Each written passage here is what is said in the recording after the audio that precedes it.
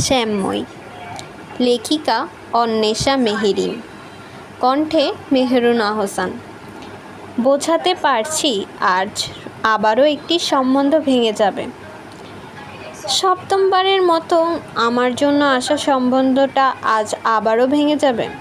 এতে অবশ্য আমার কোনো কষ্ট হচ্ছে না, কিন্তু আমার পরিবারের হচ্ছে। মা তো রীতিমতো কটমট করে চাহনিতে তাকিয়ে ফেলছে অনেকবার। পরিবারের কাছে আমি এখন অনেকটা অবহেলিত বস্তুর মতো। এর আগেও প্রকাশ্য অপ্রকাশ্য আমার জন্য অনেক সম্বন্ধ এসেছিল। একটা তো প্রায় হতে হতে ভেঙে গেল। কারণ একটাই, আমি কালো। ঠিক কালো বললে চলে না, শ্যামবর্ণ, উজ্জ্বল শ্যামবর্ণ। কিন্তু সবার কাছে আমার এই শ্যামবর্ণ রংটা কালো নামেই বিশেষ পরিচিত। আমাদের এই সমাজের মানুষগুলোর কাছে ফর্সা মানে দুধে আলতা, আর বাকি সব কালো হিসেবেই গণ্য হয়। ভয় হচ্ছে পাত্রপক্ষ যাওয়ার পর আমার সাথে ঠিক কী হবে এটা ভেবে।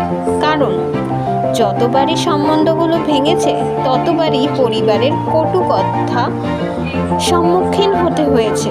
প্রথম যেদিন সম্বন্ধটা আসলো, পাত্রপক্ষ দেখার পর সরাসরি বলে দিল, মেয়ে তো কালো, আরও ফর্সা হলে ভালো হতো।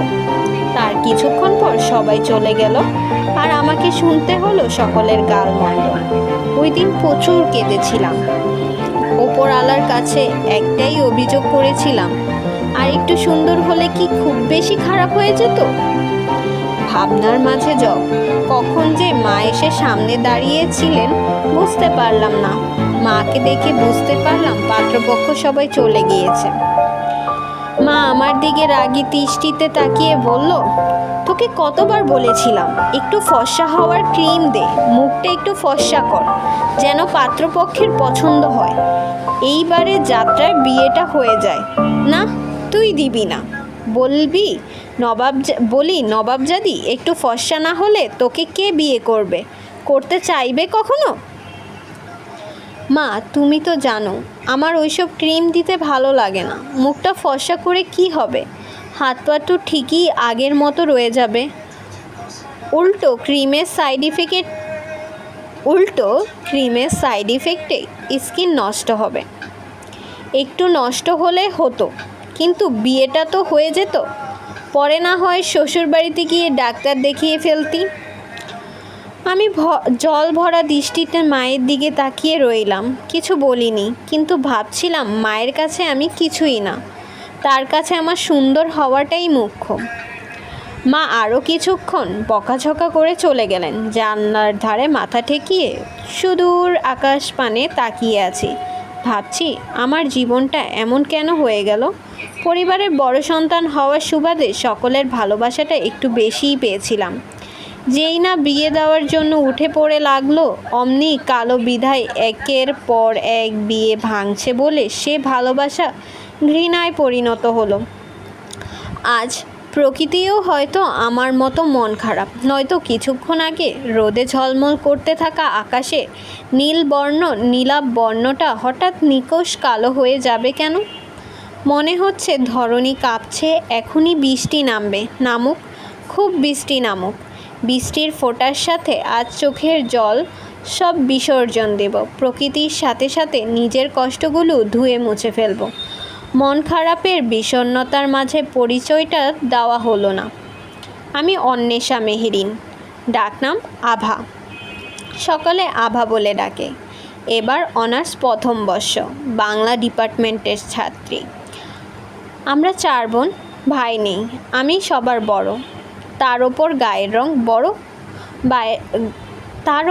গায়ের রং শ্যামলা বর্ণের, তাই আমাকে ঘিরে সবার চিন্তাটা একটু বেশি।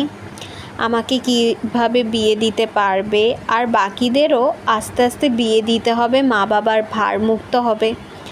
আমার অনেক পড়াশোনা করার ইচ্ছে, নিজেকে প্রতিষ্ঠা করার ইচ্ছে, কিন্তু পরিবারের সকলের চিন্তা যত তাড়াতাড়ি বিয়ে দিতে পারবে তত তাড়াতাড়ি বোঝা কমবে। এইচএসসি পরীক্ষা দেওয়ার পরপরই বিয়ে দেওয়ার জন্য উঠে পড়ে লাগে সবাই। কিন্তু হায়, আমার শ্যামবর্ণের জন্য বিয়ে হয়েও হচ্ছে না। হয়তো আরেকটু ফর্সা চায়, নয়তো মোটা, কিন্তু কোনো আপত্তি নেই। একটু ভুল হলো। হয়তো আরেকটু ফর্সা চায়, নয়তো মোটা, অঙ্কের যৌতুক। অবশ্য যৌতুক দিতে আমার পরিবারের কোনো আপত্তি নেই, কিন্তু আমার আছে। কেন যৌতুক দেব? আমি কি কোনো বস্তু? যেইভাবে চাইবে সেইভাবে দরদাম করে নেবে। যৌতুকের কথা আসলেই আমি পাত্রপক্ষের সামনে বিয়ে ভেঙে দেই। তার জন্য গালমন্দ কম শুনিনি। হঠাৎ করে স্পর্শ অনুভব করতে পিছু ফিরে দেখি সেজ বোনটা কাঁধে হাত রেখে ব্যথাতুর দৃষ্টিতে আমার দিকে তাকিয়ে আছে। আমাকে ফিরতে দেখে বলতে লাগলো, আপাই, বিয়েটা ভেঙে গেছে বলে মা তোকে অনেক বকেছে, তাই না রে? জানিস, স্কুল থেকে এসে শুনি বিয়েটা ভেঙে গেছে, তাই সোজা তোর রুমে চলে আসলাম। প্রতিবারই এমন হয়, আর তুই মন খারাপ করে জানলার ধারে বসে থাকিস। জানিস না মা কেন এমন করে? মন খারাপ করিস না আপা, দেখবি একদিন সব ঠিক হয়ে যাবে। তোর জীবনে এমন একজন আসবে যার কাছে তোর শ্যামবর্ণ রঙটা হবে তার প্রিয় রঙ, আর তোকে অনেক অনেক ভালোবাসবে। তখন মায়ের দেওয়া সব কষ্টগুলো মুছে যাবে, দেখিস। আমার এই বোনটা আমাকে একটু বেশিই বোঝে। 4 বোনের মাঝে তুবা তৃতীয়। আমার 3 বোন প্রায় সমবয়সী। চতুর্থ জন মীরা, একদম ছোট। দ্বিতীয় বোন নীরাটা কিছুটা ইন্ট্রোভার্ট, কারোর সাথে তেমন কথা বলে না।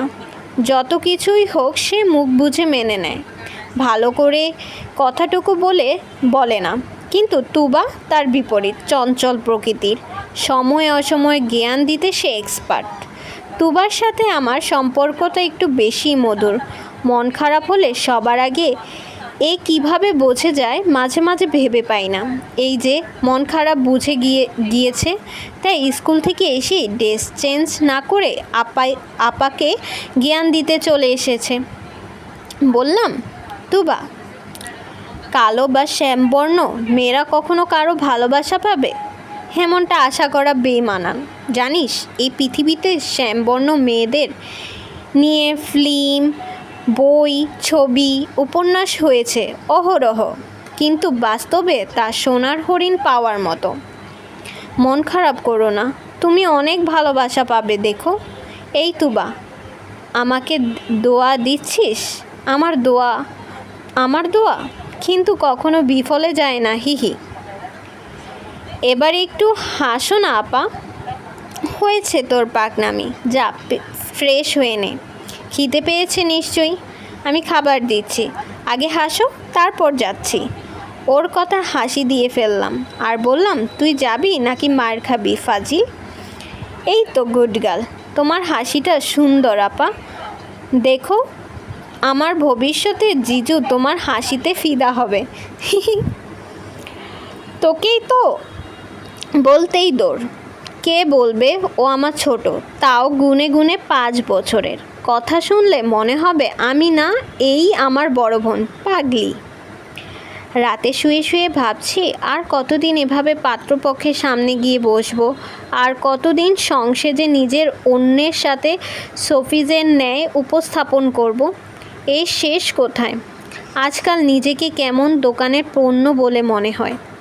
একটা করে সম্বন্ধ আসবে আর দোকানের পণ্য কেনার মতো যাচাই বাছাই করে দেখে চলে যাবে। পরিশেষে প্রতিবার কিছু না কিছু শুনতে হবে। মার বকাঝকা, মামার বাড়ি, খালার বাড়ি, সকল আত্মীয়দের নিন্দে শুনতে শুনতে আমি ক্লান্ত। যখন একটা সম্বন্ধ আসছে শুনবে, পাত্রপক্ষ যেতে দেরি হবে, 14 গোষ্ঠী ফোন করতে দেরি নেই, শুধু বিয়েটা পাকাপোক্ত হলো কিনা জানার জন্য। যেই না শুনবে ভেঙে গেছে, অমনিই সকলে নিন্দা শুরু। আচ্ছা, শরীরের রঙটাই কি সব? বাকি সব অহেতুক। আমি তো নিজেকে তৈরি করিনি, উপরওয়ালা তৈরি করেছে 18,000 মাকলুকাতকে।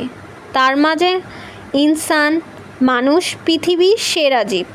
তাহলে আমায় কেন আমাদের নিয়ে এত বিচার বিবেচনা করি?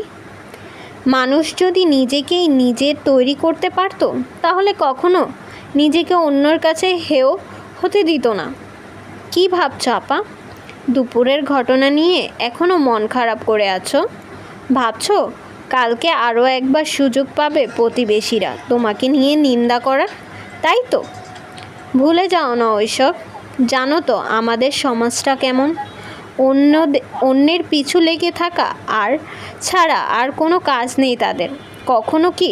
কখনো তো কারো ভালো করবে না, উল্টো ঘুরে ঘুরে দেখবে কিভাবে কার ভুল ত্রুটি খুঁজে পাওয়া যায়, আর কখনো সেটাকে তিল থেকে তাল বানানো যায়। সেটাই, বাদ দে, আমি এসব কিছু ভাবছি না। আগে হলো বোকার মতো কান্নাকাটি করতাম, কিন্তু এখন অভ্যাস হয়ে গেছে, তাই সব হজম করে নিতে পারি। ভাবছি কাল ভার্সিটিতে গেলে পরীক্ষায় কি দেব। এইসব কিছুতেই পড়তে পারিনি ভালো করে, ম্যাম বকবে।